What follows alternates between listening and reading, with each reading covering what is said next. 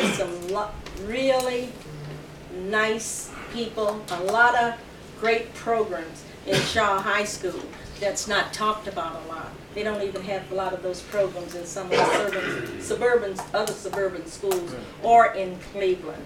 So I think we will survive, Mayor Norton, Council President. And I think this council, at some point, you know, you're going to come together and give some directions and a plan of the direction we need to go in order to survive. I have a lot of faith in the city. I love the city. I'm not going in a place, and I do not want to belong to anybody else other than the city of East Cleveland. Hello. Amen. Hey everybody, City Council. My name is Ronald Massey. I just wanted to first off say thank you to the council. You guys looked at very professional tonight. We all looked at like a family. We all came together, even though we might not be on the same page. We came together without arguing to sit down and share our thoughts. And that's the part of saving the community. That's the part of making the difference. It's at least sitting down to have the conversation. To Miss L. Baker as my mentor, thank you for always being there for me as a mentor. And also to you, ma'am, I don't know you, but thank you for doing what you did at Shaw High School, because you may have not have been there when I was there, but you still made the way for students like me to have that opportunity at Shaw High School. To Mr. King, on the remarks that you made the last time at the council meeting about the students at Shaw High School, if you were ever to start a program, Shaw High School, from the looks of this room, is the place to start.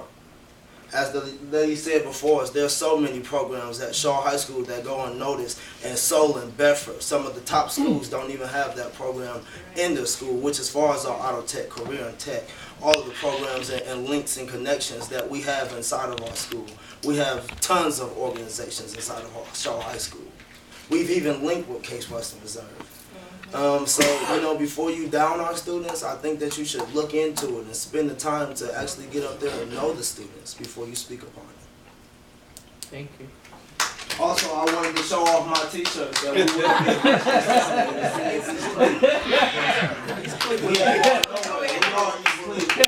will remain East Cleveland.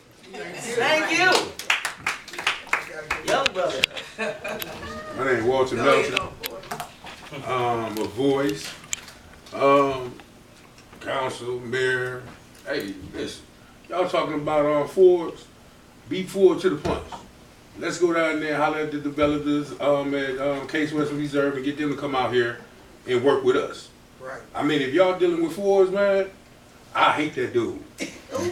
Dude did some things for, no, I don't care. I don't like him. He did some things for somebody in my family member. He was one of their lawyers, and they went away for 30 years messing with him. I have no love for Forbes. No love for him. And if he's trying to get out here, if y'all let him in here, I mean, I don't understand. I'm not mad about the merge. I just don't like Forbes. Don't like George Forbes, no shape, form, and fashion. If y'all let him out here, me and my people then will fight it to the end of the world. He will be pushed back up out of here. You let him out here, I'd rather see somebody else come. Rather see if we got to merge with somebody, let's merge with somebody else dealing with it. Not him. Not dealing with him. Let's do it with somebody else. Let's go outside. Let's think outside the box. I mean, East Cleveland need the money. But ain't nobody sitting back, ain't nobody saying nothing about no developers y'all gonna bring in. Everybody pointing the finger and saying, hey, y'all doing him like Scarface. Hey, there go the bad guy. How many of y'all sat down with him, man, and put yourself in his situation? When the other mayor was in the seat, y'all clowned him. Y'all got mad with him. When the other mayor was in the seat, everybody got mad with him. If you get in the seat, ain't gonna be mad with you. Whoever take that seat gonna catch hell. Pure hell. I mean, it don't matter if you right or wrong. He got to deal with God. Why everybody pointing the finger at him, man? We gone. So I'm gonna tell y'all right now, at the end of the day, y'all might not like him. That's my dude. That's my dude right here. Y'all might not like him, but he's still my dude. No matter if y'all don't get along, you still my dude. You still my people. You know I love you. We came from out here together. But my thing is, y'all, let's try to work together, man. Let's try to, you know I love you. Willie, you was out here too. We do what we do. We all came up together. The families came up together. But we got to do what we got to do, y'all. Let's quit trying to fight, man, and hurt each other. Y'all know what y'all do? My mama always told us, if we had a disagreement with our brothers and sisters, we did it inside the house. We ain't do it in the streets. When we came out in the streets, man, we made it look like we loved each other. Now imagine if Channel 5 and Channel 8 News was in here. They already, anything they put on the news is bad about East Cleveland. You don't never see nothing good that they put about East Cleveland. Quit putting our business in the street. Yes, I agree. We a family, quit putting our business in the street. Time up. Taxes put our business in the street. The hoes put our business in the street. Yes, ma'am. Patricia Bohoviak, 1894 Farmington. On a brighter note, I just wanted everybody to know that at Shaw High School we have a wonderful mock trial team. Our mock trial team won in the district, it won in the region, it went to the state. We didn't win at the state, but we got 2 Best Attorney Awards and a Best Witness Award. We're definitely well into the top 10% of mock trial teams in the state. And we should all be proud of that. And we get winning teams every year. Every year we do well on a mock trial team. We should be aware of that. The other thing I wanted to say that's positive about the schools, today the Cavani Quartet from, the string quartet from the Cleveland Institute of Music came and played at Chambers. Chambers is the school, I keep reminding people, we offer Chinese and Spanish at Chambers Elementary School. We have a Suzuki violin program and a band program. We have a new STEM lab, as we do it at all of our schools except Shaw, and that one is Niniak. And we have a gifted and talented program with very small classes. We have wonderful offerings at Chambers Elementary, and you know, we have kids who are struggling there too. But the kids who are there and working, there's a lot to be had at Chambers Elementary. Thank you. Thank you. This is the last one, Miss Stanberry. 1655 Greenmar. First of all, I want to 3:16, John 3:16. I guess everybody knows that, what that is. John 3:16. See it. God so loved the world that he gave his only begotten Son, that whosoever believed in him shall never perish but have everlasting life. I don't dislike you, Mayor Norton. I don't hate nobody up here. What I hate, what I dislike, God hates sin. I dislike you all not together. We can't think about the past. Everybody come up here talk about the past, past. We got to put that in the sea of forgetfulness.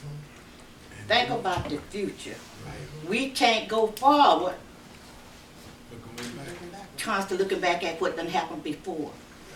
He took that oath, what he was going to do for East Cleveland when he got, you know, what he did to get Mayor Brewer out of here.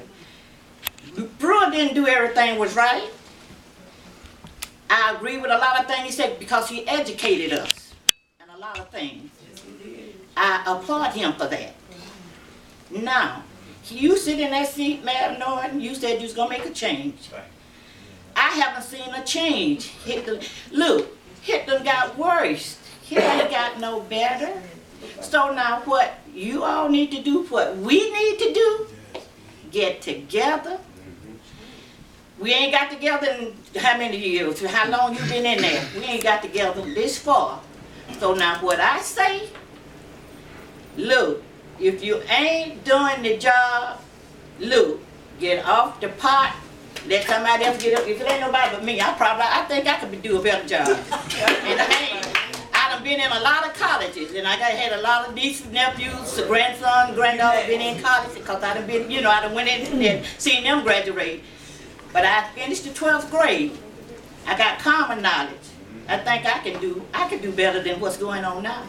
Because you know what? I love the people. I love the city of East Cleveland. And if you do right, right gonna follow you, and God will bless you tremendously. Did you hear what I say? You got to put him in the front. May I seen you at Olivet That's where you go, I mean, Antioch, that's where you go to church at. Now, when you go to church every Sunday, when I go to church, I go for a reason. I go to hear the word, and I try to Live with the word. do what it says. And if we do what the Lord says, this city will be blooming. That's all I'm gonna say. So I pray every night for this city. Thank you. I do, and I wish you well, Mayor Norton. You know what you're doing right, you know what you're doing wrong.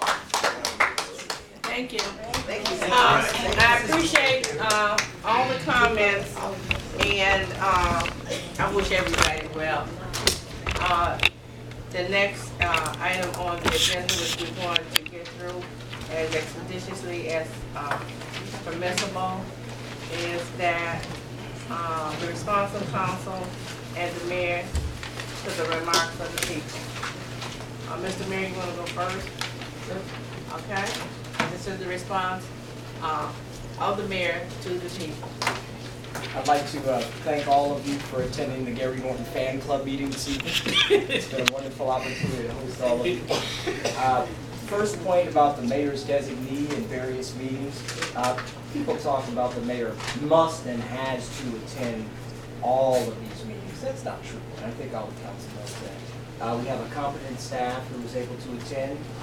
There is a long list of people who could represent the mayor at any given meeting, and I certainly appreciate that when a top member of the staff is available, you would certainly understand that that person is at your meeting for a reason. He or she is my designee. So I certainly hope that that's clear.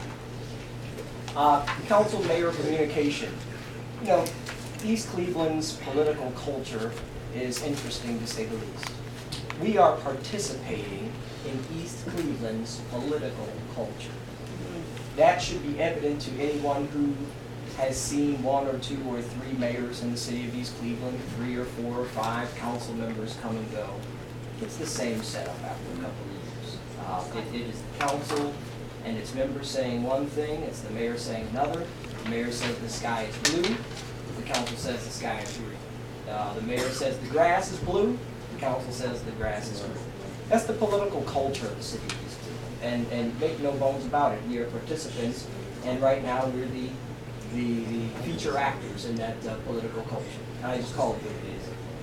But when there's no revenue in this instance, which we are losing revenue, not through any fault of our own, but through changes that were made in other entities that created the loss of revenue here.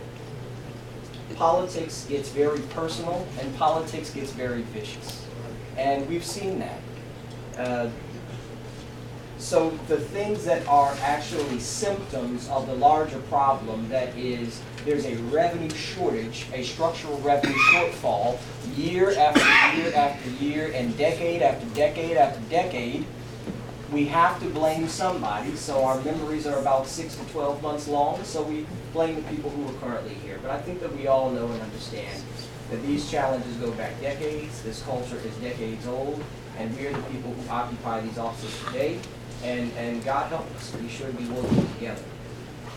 I have offered, and I think all the members of council know this, offered each member of council a standing meeting with me, a standing appointment with me, whenever you choose. Anyone can walk through the door and have a meeting with me if you wish. Anyone can schedule a meeting. I've offered that from the beginning of each of your terms, and I stand by it today. And I know that some of us have taken the opportunity to talk, but we come out here and we act like we have not spoken a single word to each other. So if we could just have that bit of genuine honesty, I think we'd always admit that. And again, if you come in tomorrow morning, more than happy to talk to you, and always have been. Our real challenge here, whether it's the symptom of potholes, or the symptom of blinking traffic signals, or the symptom of vacant and abandoned houses, it is a structural revenue problem that has persisted year after year after year. We are now in the process of having meetings throughout the community. If there is a desire on council's part to be updated on these things, just include it on an agenda, and I'll be there. Or I will send whoever you want to talk to you about it. If you want to know about it on a one-on-one basis, feel free to stop by the office. Again, the door is always open. We've never turned away a council person, and we invite council people The meetings are for everyone. There is no meeting, there is no piece of information that is just the property of the mayor or just the property of city council. It's community property and we share it. Those of us who were at the meeting last night, there was more information shared at that meeting than any meeting in recent years in the Southeast Cleveland. Those of us who were at the meeting last night know that there was a spirit of genuine concern at that meeting. There was not talk about potholes. There was not talk about recall. There was not talk about blaming particular individuals. It was how do we come together collectively to address the real challenge, which is a persistent lack of revenue. Over the past 3 years, the city of East Cleveland has lost 20% of its annual revenue. That is a problem beyond all that we have ever faced, and it's a difficult one to deal with, and we have to come together. So again, I won't talk about anybody on this council because I now know that it's East Cleveland's culture that forces us to talk about one another. In the community, in the streets, in this meeting, we are rewarded for talking about one another. Bad. The worse we talk about each other, the more applause we get. I won't participate in that culture anymore. My main concern is the quality of life for the people of East Cleveland, the men, women, children, business owners, travelers to the city of East Cleveland, ensuring our quality of life and doing whatever we can to improve services. And we will have a frank, honest, and well-structured conversation to that end, and then we as a community will take action as we see fit. And I welcome council as part of that discussion. Thank you. Thank you, Mr. Mayor. Going forward, as expeditiously as we can, is there a response from the council? Mr. Councilor Mansell Baker has to leave, so he'd like to, and I'm assuming everybody has to leave, so he has raised this. Got me on my time now, so I'll say a little first. Would like to You've been very vocal say to the, thank you. Like to say to the community, and I appreciate the mayor's remarks. My rebuttal is not specifically to the mayor. We're faced with a number of challenges, and unlike any other city, you would rely on your head of government to resolve those challenges. This time, from my stance, I have to call on every person that is involved with the city of East Cleveland to help with this specific challenge. And that's overcoming the hurdle of our fiscal insolvency at some point. Where we are at this point, it may be politics and personalities. But I've learned one thing that my grandmother used to tell me: if a person never says they're wrong, somewhere in there they were wrong. I'm never going to say all 100% the truth. I hope you do. You know, but when it's related to this council seat, they don't pay me to lie about this stuff. I don't make any money. I don't come into contact with any contractors. My responsibility is to the city that I was raised in, from kindergarten to 12th grade and back again. I'm not here to talk about anybody else's job.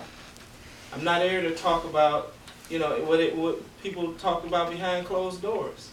But I'll tell you this, one thing I will direct to you: you can't question somebody's, you know, what they will do or what they will not do.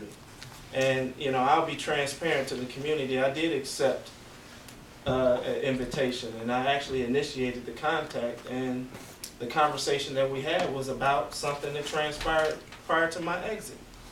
Then it was about Eric Brewer and a gun and a computer, saying that you'll know how my friendship is based on how I vote. It's not about friendship, it's about business. Right. Thank you. You know, and quite frankly, you know, this is my fraternity brother. I mean, you know, or whatever you want to call it. You know, at some point, he paid his way in. I actually pledged, but you know, at some point, I have to say to this community, it's my responsibility. It's my responsibility to serve this constituency. And I don't know what other way to put it. You know, we will have potholes. I wish we can address it. The state is looking at other options. I hope they don't take us over. But before I let them take us over, I'm telling you, we're going to cut out the lights. We're going to go down to township status. It'll be the council and one administrator here. We're going to do everything possible before we say that the house you paid for 3 times over, you have to get rid, you know, at some point have to turn it over to somebody or follow some other set of guidelines that you didn't buy into. When you took stock in East Cleveland, you took stock in East Cleveland for a reason. So I'm here to serve you, and that's what I'm going to do. Thank you. Thank you, Councilman Baker.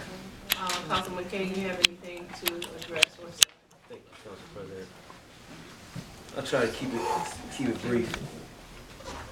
There's been a lot of talk tonight, and I want to start off with the young gentleman, Mr. Massey. I went to Shaw. I come out of Shaw, come out of East Cleveland schools. I'm East Cleveland through and through.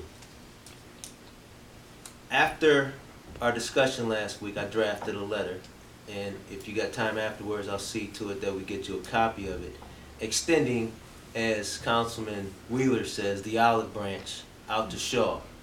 As we talk about here tonight, and for the last couple months, East Cleveland's in dire straits. We can use all the help we can get, and certainly if East Cleveland schools have the capacity to help us, we appreciate it and look forward to it. Ms. Spivey, I was at Shaw when you were there. Congratulations. Thank you for your service and dedication to the community and its residents. We appreciate it. Ms. Turner, thank you for coming down and extending an offer of partnership to remain with East Cleveland, working together. And as many of the other residents talked about, we need to work more closely together. And we pledged, while we were canvassing and running for office, to work with one another on council, to work with the administration, to agree to disagree. I think we've been doing a fairly good job at that. It's not always going to be pretty, but we keep trying, we keep pushing forward. And I would ask all of you, in closing, that you continue to work with us and work with each other, right? Because we still the people, we still all residents, we still need each other. Yes. True. So don't just come in here and say, hey, y'all need to work together. No, we all need to work together. All right. Thank you, Councilman King. Councilman Martin. You're a member of the public, my colleagues, I rise to speak. Let me start on a positive note. Thank you for being here. Ms. Turner, thank you for listening to me.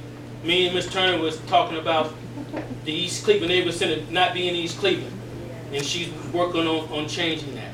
And thank you for being receptive. Now, I don't want to get caught up in personality politics, but I'm going to show you this article. You can get it. It's last week's Column Post, front page of Gary Norton, if you haven't read it. He explains his position. Yes, I did. Okay, he really does. One of the operative words that he uses is structural deficits, which is something that state auditors people use in the report if you read the report. Now, here's the issue. You have to always think about prevention. My people out here, it's always about prevention. You could prevent a lot of things if you organize and you plan well. Why are we in the situation we're in right now? Why is the question.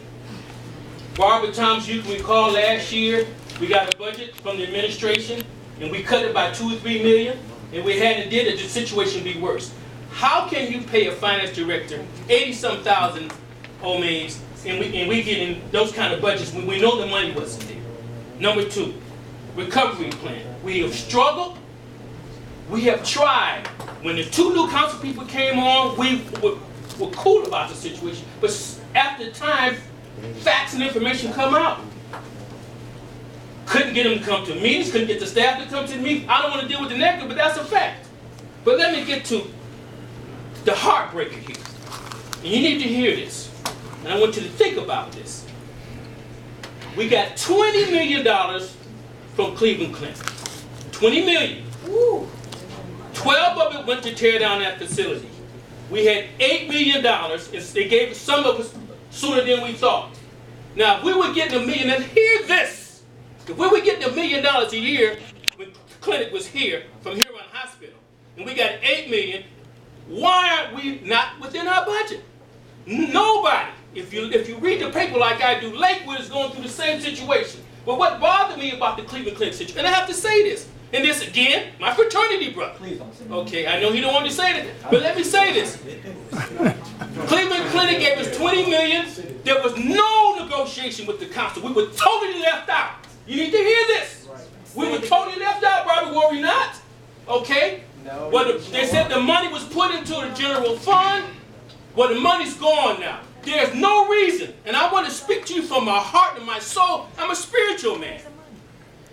There's no reason why we should be in this situation. There's no reason why we should be there. If we would have budgeted that money yearly like we should have, stayed within our budget, made the cuts.